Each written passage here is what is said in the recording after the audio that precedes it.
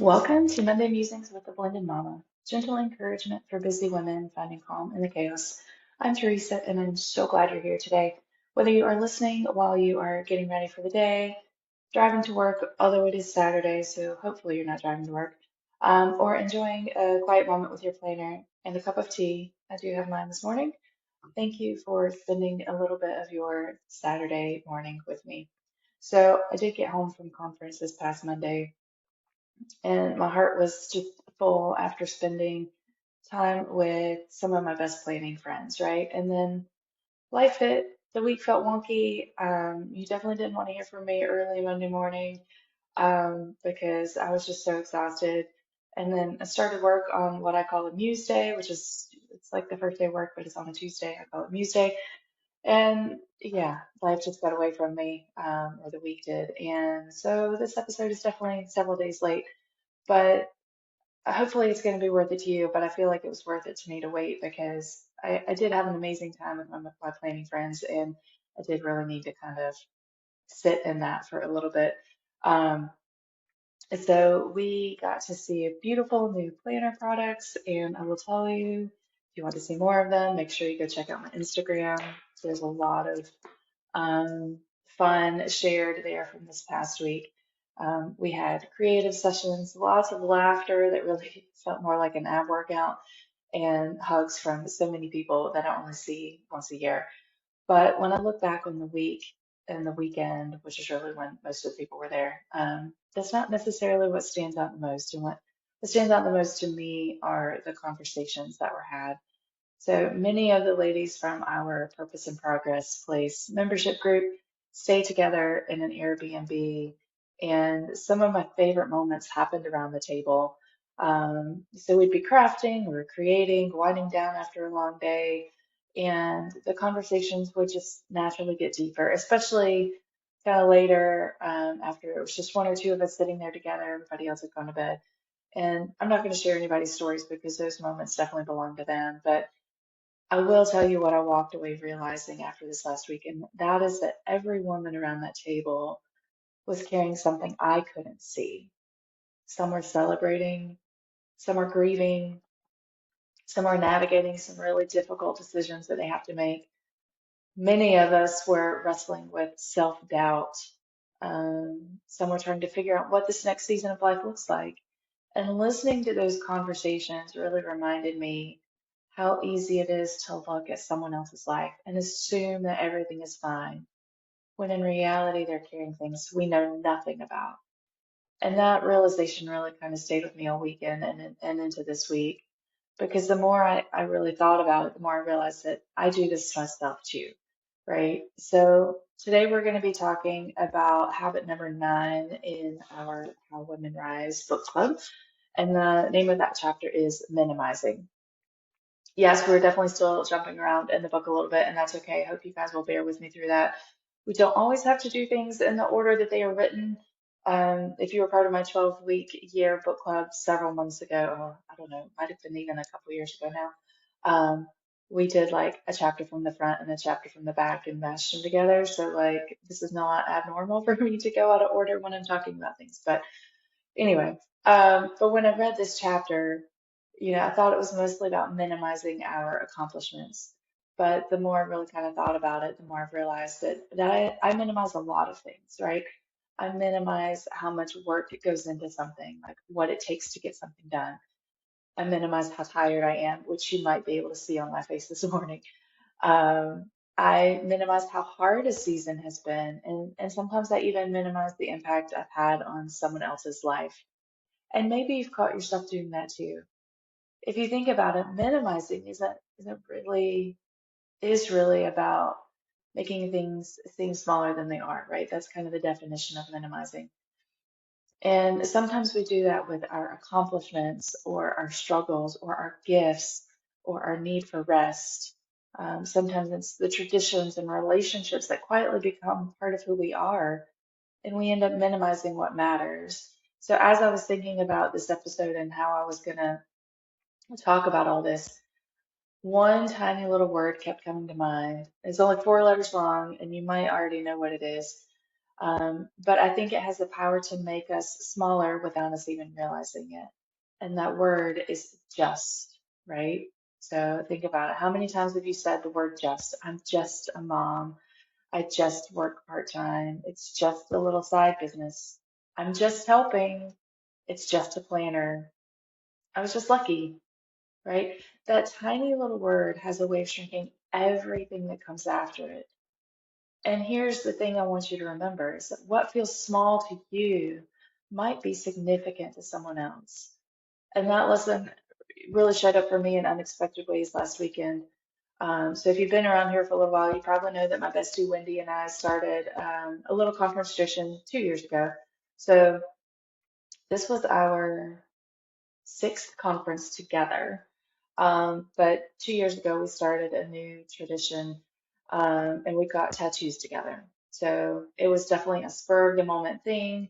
And they were different tattoos, they didn't match, but we got them together. It was actually Wendy's first tattoo, it was my third. Um, and so we did that. And then last year we decided that we were going to keep that, like actually make it a tradition. And so we did matching tattoos along with our friend Mandy. So we got three hearts, um, one drawn by each of us. And this past year, Wendy and I have been sending each other tattoo ideas. Like, I mean, we send each other reels on Instagram all the time, right? But a lot of them, uh, we would, if we saw some that had to do with like friend tattoos, we would send them.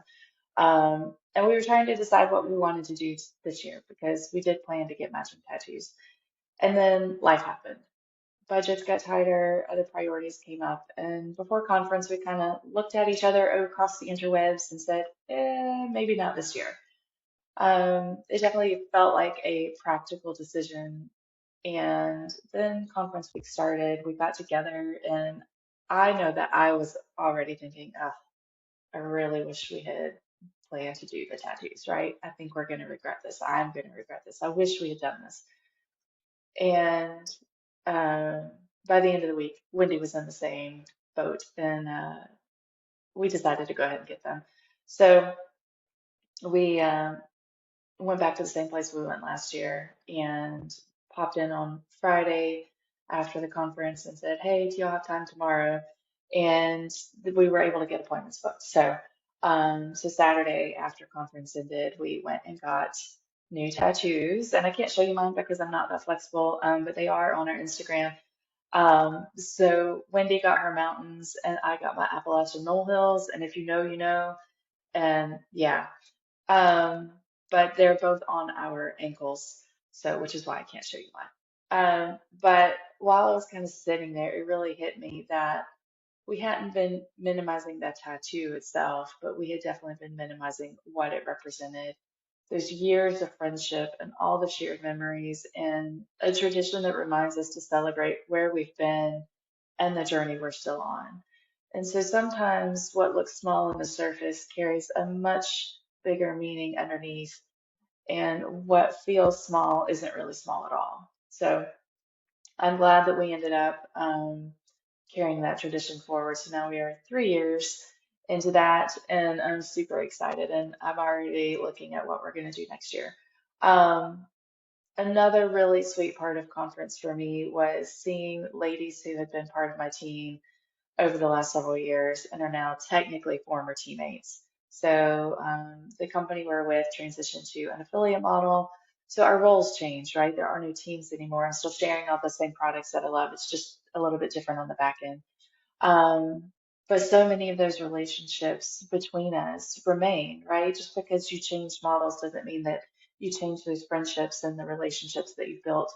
So several of the ladies came up to me over the course of the week and just to say thank you, right? To thank me for things I had done for the team that I didn't feel like were big things. They thanked me for my leadership, which I definitely often felt like wasn't enough.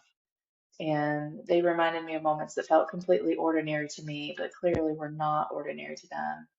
And that made me really stop and think, how often do we dismiss the very things that God is using in us? How often do we assume our words don't matter, or our encouragement doesn't matter, or our presence doesn't matter because they feel small to us? but I want you to remember that what feels small to you may be significant to someone else. And I've been learning that in my own business as well. So over the last few years, I've really tried to lean into my own voice. I mean, I've been in some kind of small business for over a decade. And, for a long time, I worried about whether I was doing things the right way, whether my content looked like everybody else's, was I saying the right things? But little by little, I've really realized that I don't want to sound like everybody else, right? I don't want to just be a cookie cutter and look like someone else. I want to sound like me. I want to encourage women the way I naturally encourage women. I want to talk about planning as a tool for living with more purpose and more peace, not just getting things done. And I had stopped I feel like I have stopped minimizing the value of my own voice. And it's not because I think it's the loudest voice. I know it's not the loudest voice, but it is the voice that I've been given. And I need to really kind of lean into that and appreciate it for what it is. And hopefully you guys do too. But I also want to share one last thing that I realized over this last week. And it's really been kind of a long season, and I really should have realized it earlier. But something else I've been minimizing in all of life is my need for rest. And it really came out this week because there were so many people I wanted to spend time with, conversations I didn't want to miss. And so I found myself saying yes to one more conversation, one more activity, one more opportunity because I didn't want to miss out. Nobody expected that from me. I expected that for myself. And I realized really kind of after the fact, honestly, that I had not really given myself permission to step away for a little while and recharge, to simply be quiet and sit. And I think sometimes we minimize our need for rest because we think everybody else needs us more. But the truth is that rest isn't selfish. And one of the ways that we can, it is one of the ways that we can care for ourselves so that we can keep showing up for the people that we love. I think minimizing can also show up in our planners, right? Have you ever looked at your to-do list and thought, oh, that'll just take a few minutes, or oh, I can squeeze that in. And then an hour later, you're still working on it, and suddenly you're behind schedule, right? Not because you failed, but because you minimized the amount of time it was actually going to take to accomplish that. Or maybe you minimized your own capacity to do the thing right now, right? You forget that you're carrying more than what shows up on your calendar. You're carrying emotions and responsibilities and decisions and relationships and life. And planning isn't just about managing time, but it's about planning with honesty. Honesty be about what we can realistically do, honesty about the season we're in, honesty about what we're already carrying and how much more we can add to that. So, as you're planning your week this week, or maybe you're reviewing the one that's just passed, you might be kind of in that in between right now because it is the weekend. But I want you to really sit and think and notice something. I want you to pay attention to the places where you say words like just or only or that'll be quick. And then I want you to just pause and ask yourself, am I telling the truth or am I minimizing what this really requires? Maybe it's time, maybe it's energy, maybe it's courage, maybe it's rest. Whatever it is, I want you to give yourself permission to acknowledge it honestly because we can't plan well if we're planning for a version of ourselves that doesn't actually exist. Before we wrap up today, I want to leave you with one more question. Okay, guys, know it's never just one. Okay, but we'll start with one. Um, where are you making yourself smaller? Maybe it's with your gifts or your dreams. Maybe it's your accomplishments or your struggles. Maybe it's with one simple little word, just. So this week, I want you to take just one gentle step and I want you to pay attention to that word this week. Every time you catch yourself saying just, I want you to pause for a moment and ask yourself, am I making myself smaller or am I simply telling the truth? Because humility isn't pretending that your gifts are small. It's recognizing where they came from and using them well. because what feels small to you may feel significant to someone else. And sometimes it may be significant to you too. You don't have to make yourself smaller to make someone else more comfortable, and you don't have to minimize what you're carrying in order to prove you're strong, because growth doesn't require becoming someone else. Sometimes it begins simply by seeing yourself and your story as honestly as God already does. Thank you guys for spending a few minutes with me today. If this episode encouraged you, I would love for you to share it with a friend who might need this reminder. You will find some links to the show notes, including information about our Purpose and Progress place and that community, some planning resources. I think you'll enjoy how you can follow me on Instagram to see all the fun reels from this past week. And you'll see all of my favorite planning products along with other items. So make sure you check out the links in the show notes. Until next time, friend, remember what feels small to you may be significant to someone else.